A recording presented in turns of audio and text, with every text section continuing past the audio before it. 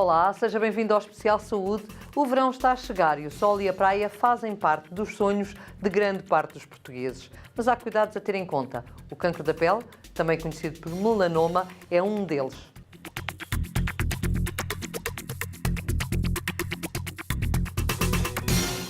Todos os anos surgem 10 mil novos casos de cancro cutâneo em Portugal.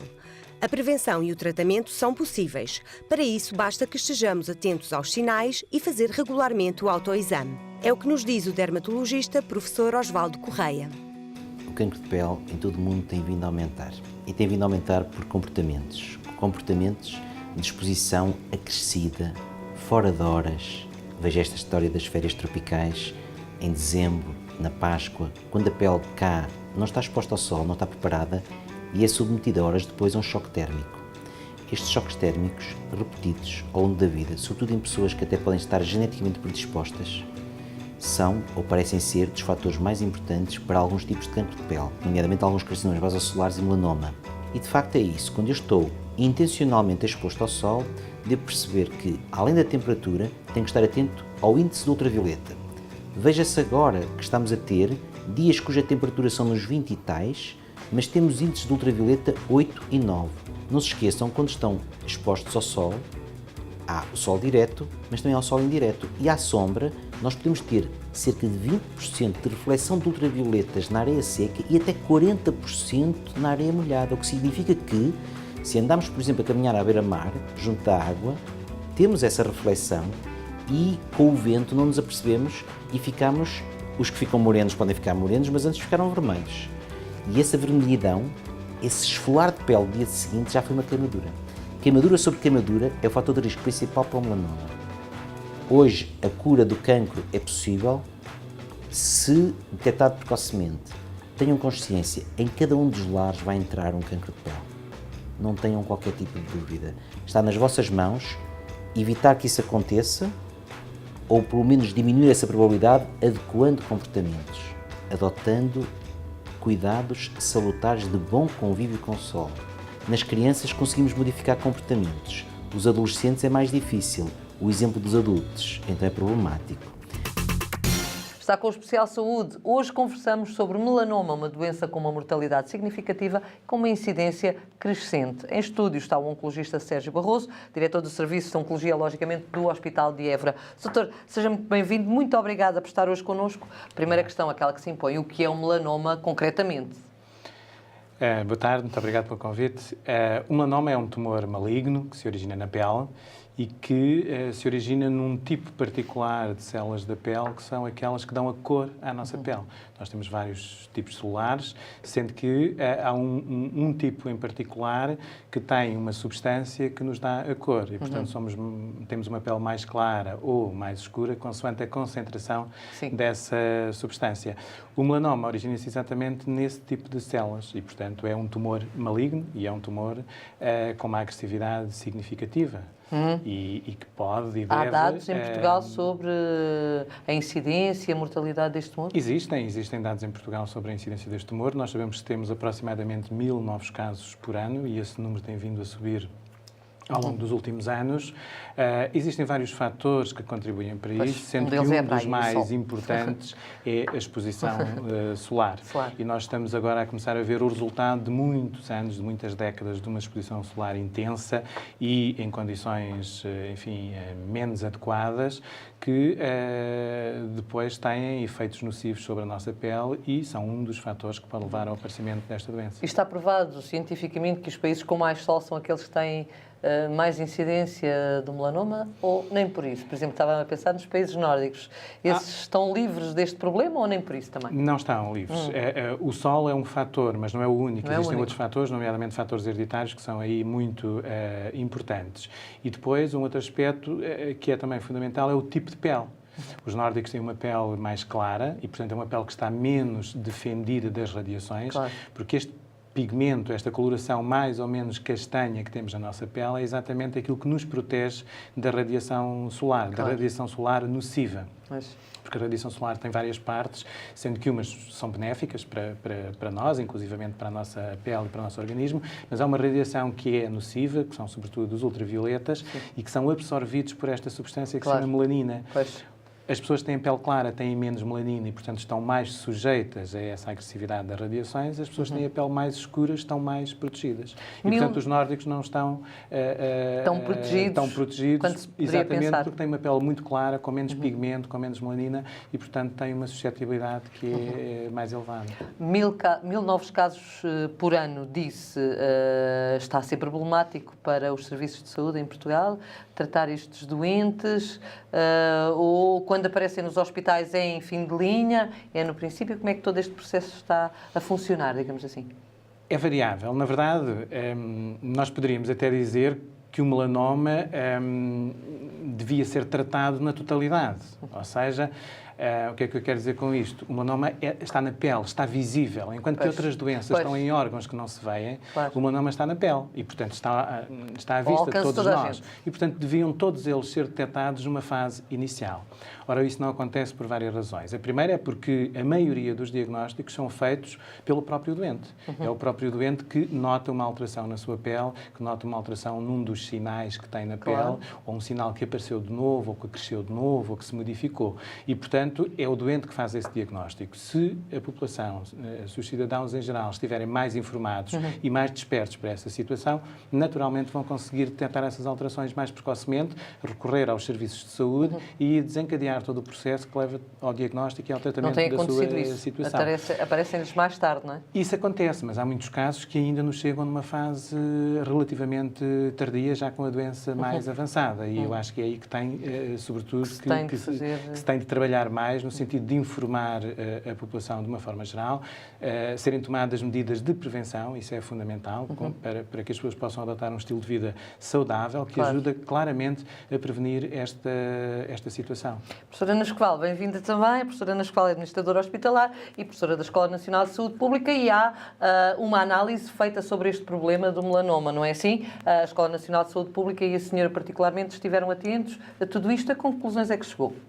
É um grupo de peritos, como nós habitualmente fazemos este tipo de trabalhos, portanto partimos da evidência científica disponível e depois procuramos ouvir peritos e colocar questões sobre, neste caso concreto, como é que se pode fazer a gestão destas situações, como é que os peritos pensam que devem ser seguidos princípios fundamentais para garantir o acesso às pessoas.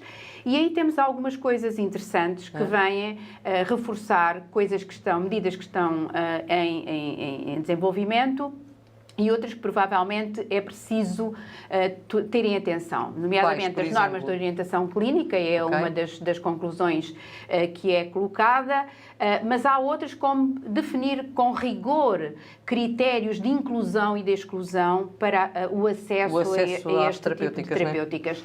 E estas são questões fundamentais que é preciso trabalhar sobre elas, que é preciso no início, quando há produtos terapêuticos que entram de novo e que não há ainda muita evidência disponível, claro que os clínicos e aquilo que é a informação que têm e da sua prática clínica conta muito, mas eles precisam também de ser apoiados no sentido de haver estudos e de haver trabalhos que definam critérios com rigor, que suportem a decisão deles, que os ajudem, porque os casos são de facto muitos e é preciso decidir e, portanto, precisam desse apoio. E aqui, aquilo que foi referido por estes peritos foi esta necessidade imperiosa, bem como, de alguma maneira, estudar-se, estruturar-se aquilo que podemos identificar como o que pode ser o valor aceitável, o valor desejável para manter níveis de inovação aceitáveis. Dado que nós estamos num período de grande crise económica, em como é que se faz a seleção? Como é que se faz? Primeiro, até que ponto é que nós conseguimos manter níveis de introdução de inovação e depois quem é que pode ter acesso à inovação? E daí a necessidade imperiosa de termos os tais critérios. Mas então de não choca, esse vosso trabalho não choca, por exemplo, com as normas de orientação clínica ou complementa, digamos assim? Complementa, de alguma maneira. Aliás, vem reforçar a importância e o papel fundamental das normas de orientação clínica, sabendo nós sempre que a norma de orientação clínica é um referencial e que depois a prática clínica face naturalmente à situação que se apresenta ao clínico, face à idade, à situação do doente, etc. É aquilo que vai ditar. Mas também é muito importante que o clínico tenha à sua disposição critérios que o ajudem nessa decisão, que o ajudem, de alguma forma, a orientar melhor a sua decisão final. Então, Sérgio Barroso, é o estudo adequado e tem aqui algum fundamento que fizesse falta aos oncologistas deste país para tratar o melanoma? Quando olha para o estudo, vê que, de facto, isto fazia falta. Isto está sobre a mesa, isto fazia falta. Eu julgo que sim. Este é um dos tipos de estudo que se pode fazer, mas, como eu disse anteriormente, este estudo e este tipo de estudos é muito importante, porque dá-nos uma segurança que aquilo que estamos a fazer no nosso dia-a-dia está bem feito, é correto. Pois. E dá-nos também a noção comparativa relativamente a outras doenças e a outras áreas da medicina, não só até da oncologia, se aquilo que estamos a fazer, os recursos que estamos a utilizar e a consumir, estão dentro de um intervalo, que é um intervalo razoável para que o nosso Sistema Nacional de Saúde e o nosso país possa suportar. O doente com melanoma é um doente caro? O tratamento do doente com melanoma é um tratamento caro ou nem por isso? Eu não lhe sei responder a isso. A nossa preocupação é tratar bem um doente com melanoma, como é tratar bem um doente com outras áreas. Aquilo que eu lhe posso dizer é que o melanoma é uma doença complexa, é uma doença que é habitualmente uma doença grave e que tem consequências que são importantes em termos da nossa sociedade. Pode matar, não é? Pode matar e mata muita gente numa faixa etária muito jovem. E isso é um problema muito importante, não é? O cancro, em geral, é a doença que mais mata na idade produtiva, abaixo dos 65 anos. E o melanoma é um dos tumores que mais mata em idades mais jovens, idades abaixo dos 50 anos. E isto tem que se inverter. Tem de se inverter, portanto, quando falamos de custo, não é? temos que ter isto em atenção. E, portanto, eu julgo que aquilo que gastamos para tratar o melanoma não é muito comparativamente com o impacto social que a doença, na verdade, pode ter. Sim, e o impacto na vida das pessoas, na produtividade das pessoas. Aliás, essa é a discussão que se faz a propósito da introdução da inovação. Claro. O que é inovação? Porque é que, de facto, nós vivemos hoje mais tempo e vivemos em melhores condições, mesmo com determinadas doenças crónicas. Porque houve uma grande inovação ao nível da terapêutica e, felizmente, o nosso país conseguiu ir introduzindo e os indicadores que nós temos apontam para isso. Apontam para isso, claro. O que se coloca sempre nestas alturas e, sobretudo, quando há escassez de recursos, é qual é a fração do nosso orçamento que nós podemos continuar a retirar para manter a inovação. E aqui tem que se olhar para avaliar tudo isto. Portanto, há uma inovação. Essa inovação é mais caro. Não estou a falar de novidade, que é também outra coisa. Às vezes, o medicamento não é uma verdadeira inovação, é uma novidade. E uma novidade, eu acho que deve ser ponderada. Temos que ir ver aqui qual é a qualidade da inovação. Claro. E se é verdadeiramente uma inovação e que vai fazer com que o doente que o doutor trata tenha melhor qualidade de vida, se isto se vai refletir no aumento da sua vida, em ganhos em saúde, em ganhos também em anos de vida, em relação a ele próprio, em relação à sociedade, em relação à sua família. Ora, o que nós temos aqui que ponderar é esse custo adicional face àquele que tínhamos anteriormente e ao reflexo que temos em relação ao resto. E aqui surge, e enfim, ultimamente fala-se muito nisto, em estudos internacionais e também nos nossos, que é aquilo que é a partilha de risco. Portanto, que são as entidades que têm as tais inovações partilharem de alguma maneira, serem capazes de introduzir, digamos que, modelos negociais mais inovadores, mais inteligentes, em que partilham o risco com as entidades que, no fundo, têm que financiar a introdução deste tipo de produtos e, portanto, tem que haver aqui uma partilha de risco que é estruturada, que é negociada e que vai acompanhando e monitorizando. Porque isto que o Soutor disse é muito importante. Importa que nós vamos sistematicamente avaliando, estruturando, monitorizando e, ao final, introduzindo as mais-valias que resultam da evidência científica internacional, mas também nacional, que são os resultados que começam a ter. No fundo, a bem do doente, que é isso que está em causa. Já vamos falar até da redefinição do modelo de financiamento em oncologia, que se calhar também se prende com tudo isto. Já voltamos, vamos fazer uma pausa na nossa conversa para conhecermos uma história de vida e de viva voz. Ora, ouça.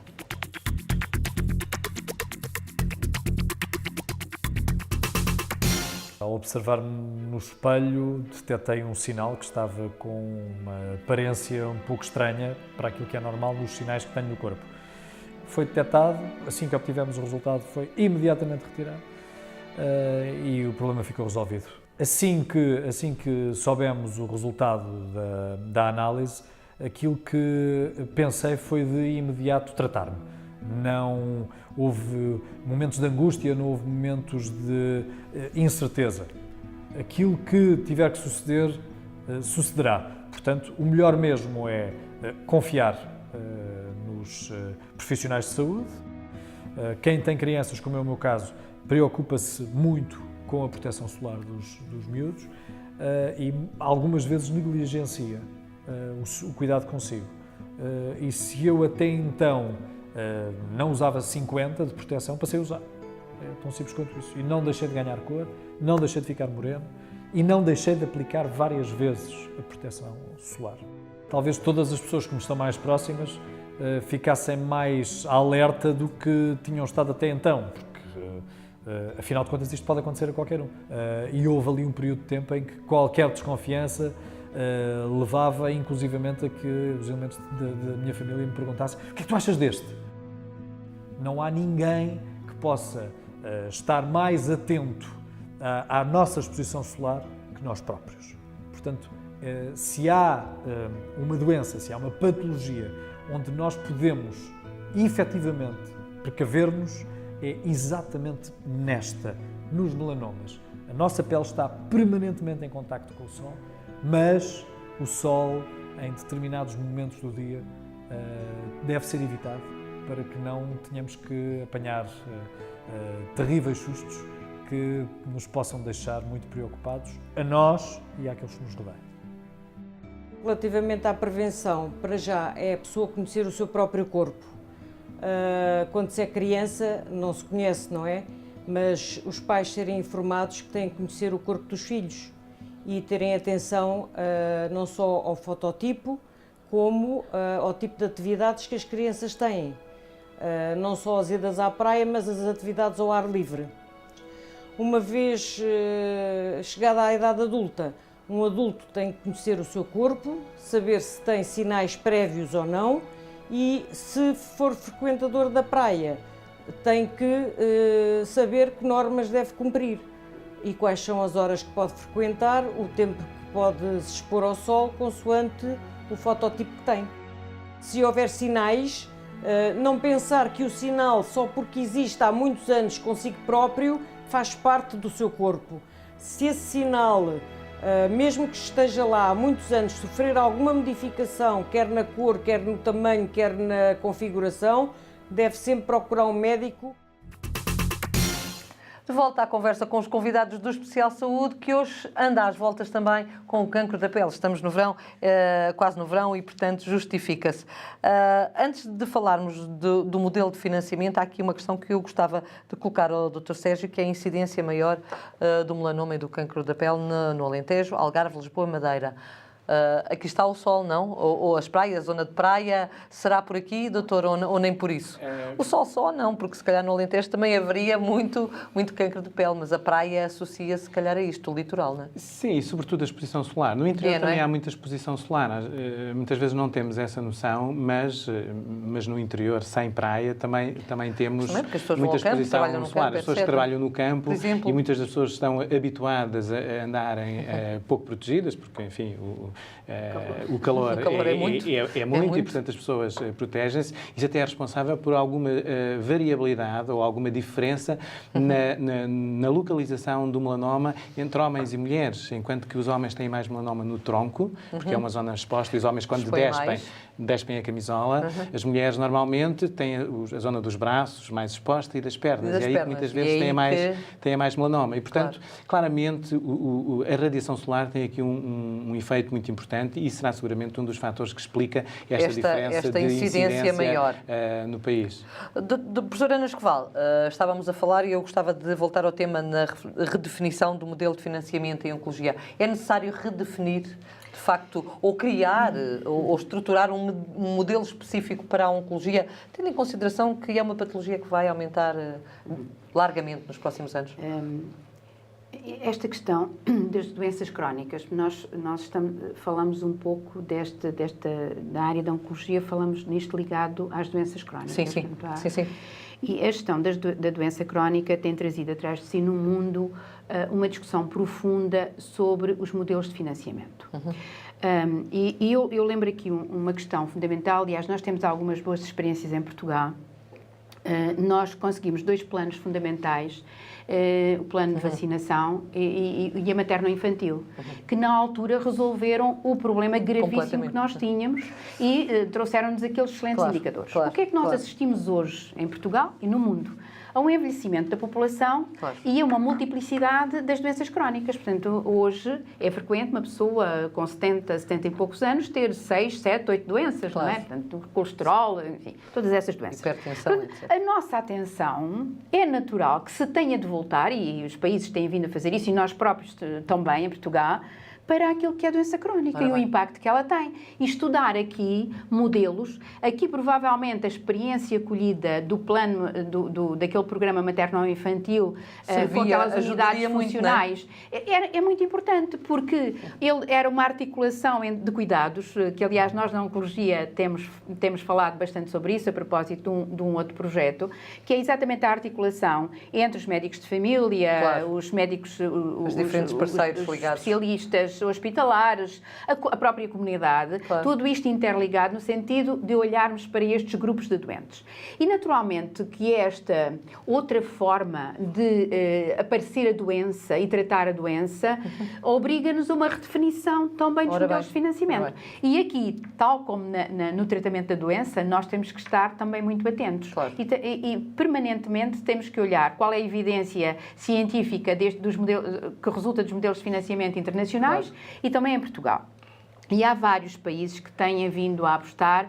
Nós, este ano, no orçamento, portanto, no contrato de programa dos hospitais feitos por este ano, há alguma alteração do modelo de financiamento, tentando aproximar-se de algumas áreas, nomeadamente na oncologia.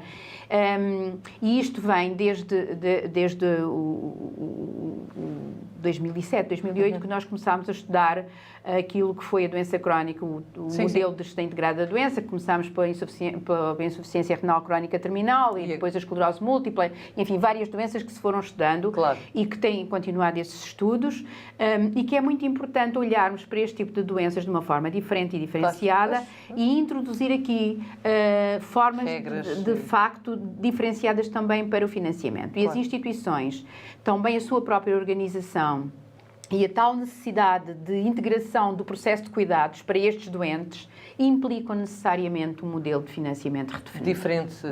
Também concorda, Dr. Sérgio Barroso? É de facto necessário olhar para a oncologia. De um modo geral, estamos a falar hoje de melanoma, mas não deve ser muito diferente dos outros cancros, digamos assim, e olhar de outra maneira, com outros olhos, porque de facto o problema está aí, vai continuar a estar e, portanto, temos de redefinir as regras do jogo. Será isso? Eu julgo que sim.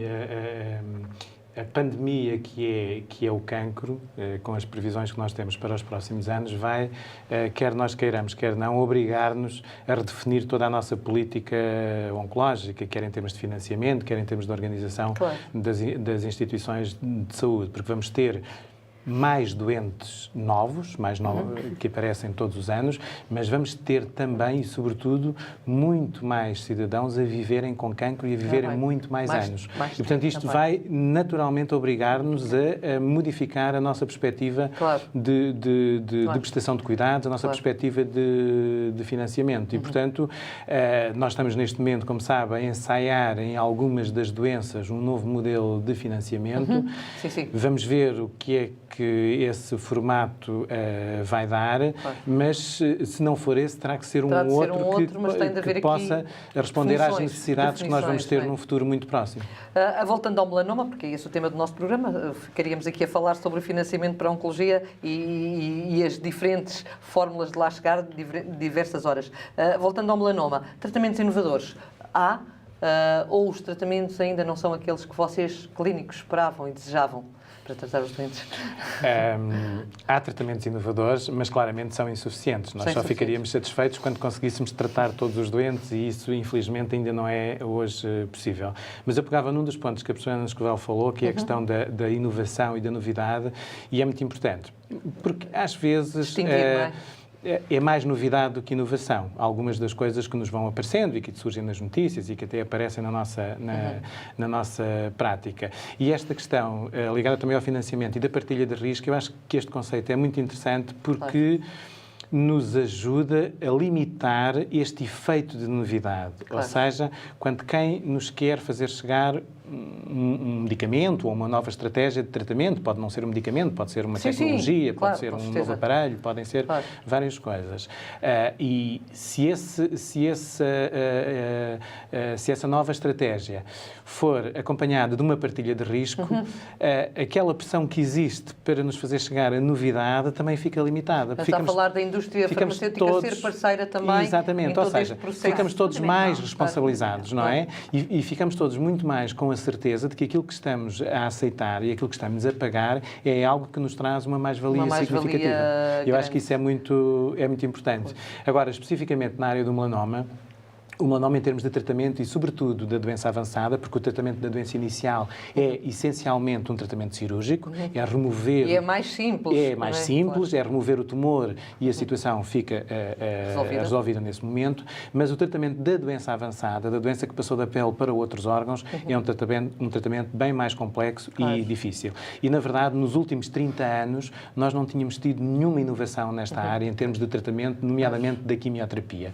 Tínhamos tido algumas inovações em termos de algumas formas de tratamento da doença regional, com algumas técnicas cirúrgicas e com alguns medicamentos utilizados em simultâneo, mas propriamente em termos de medicamentos para tratar a doença muito avançada, a doença disseminada, nós não tínhamos nada. Tínhamos um medicamento que há 30 anos nós usamos, com uma eficácia que é muito, limitada, e nos últimos tempos tivemos, na verdade, demos alguns passos significativos no tratamento desta doença. E neste momento, não é aquilo, se calhar, que querem, mas estamos ainda longe daquilo que queremos, mas demos um passo significativo. E demos um passo em duas direções. Uma direção muito importante é que conseguimos ter medicamentos que atuam não diretamente na doença, como nós estávamos habituados, mas num sítio fundamental para a nossa vida, que é o nosso sistema de defesa, o nosso sistema imunitário. Um desses medicamentos atua através do sistema imunitário, portanto, estimula o sistema imunitário a destruir a doença. E essa é uma forma inovadora e que está a dar resultados muito interessantes.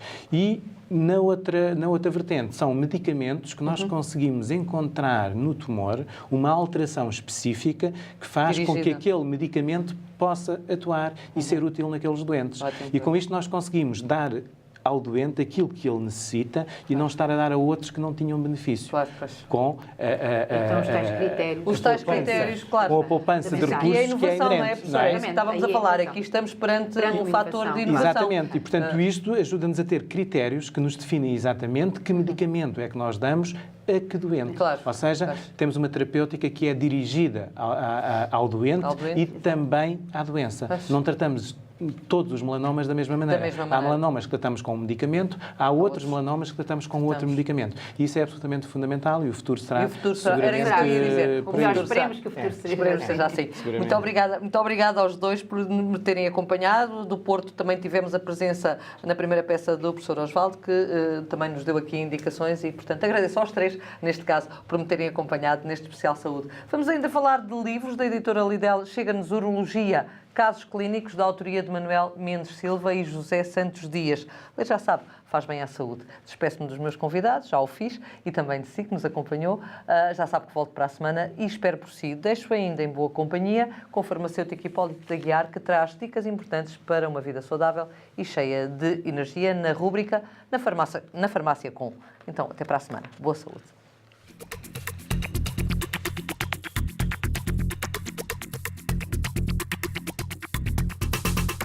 Olá, hoje vou-lhe deixar algumas sugestões sobre como conservar corretamente os medicamentos. Em primeiro lugar, guarde sempre os medicamentos na sua caixa original, juntamente com o folheto informativo. É fundamental, quando precise de utilizar, possa saber, obviamente, para que servem. os medicamentos devem ser guardados longe do alcance das crianças. Por isso mesmo, também deixe sempre os medicamentos, se possível, dentro de uma caixa para que esse acesso seja dificultado. Deve idealmente ser deixada fora de zonas de umidade ou de calor excessivo. Note que alguns medicamentos são conservados em frigorífico e não os volta a utilizar, naturalmente, se apresentarem condições de degradação aparente ou se tiverem estado por longo tempo fora desse mesmo frigorífico. Outra recomendação importante é olhar sempre o prazo de validade do medicamento que está a utilizar. Igualmente, no caso de produtos oculares, nomeadamente colírios e pomadas, recorde que só podem ser utilizados até um mês depois de abertos. Isto porque, necessariamente, os olhos são zonas muito sensíveis e o facto de os medicamentos estarem abertos durante longos espaços de tempo pode naturalmente prejudicar a sua saúde.